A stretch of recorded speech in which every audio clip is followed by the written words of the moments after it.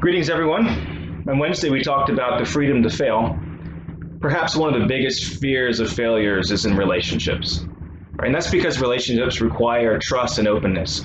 By definition, as you relate to a person, you are inviting them into your life.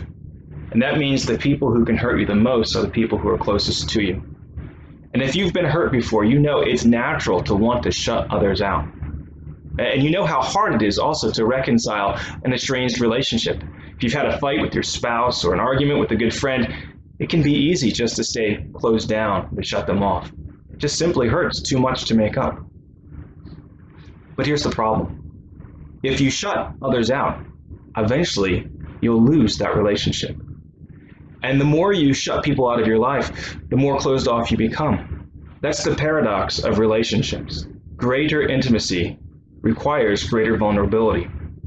C.S. Lewis, the author of the Chronicles of Narnia, reflects on relationships in this way. To love at all is to be vulnerable.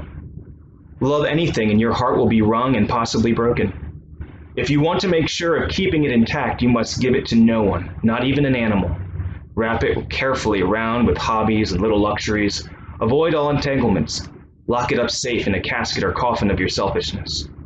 But in that casket, safe, dark, motionless, airless, it will change. It will not be broken. It will become unbreakable, impenetrable, irredeemable. To love is to be vulnerable. In other words, relationships are worth the risk. Now, is there a time when you do need to cut ties with someone for your own protection? Yes, that can come to that point. But up to there, it is worth the risk to start the conversation again. It's be the one to reach out and to affirm your desire to mend the relationship, to acknowledge your fault, and to say, hey, how are we doing? Can we start over again? After all, relationships are worth the risk. That's all for now. Grace and peace.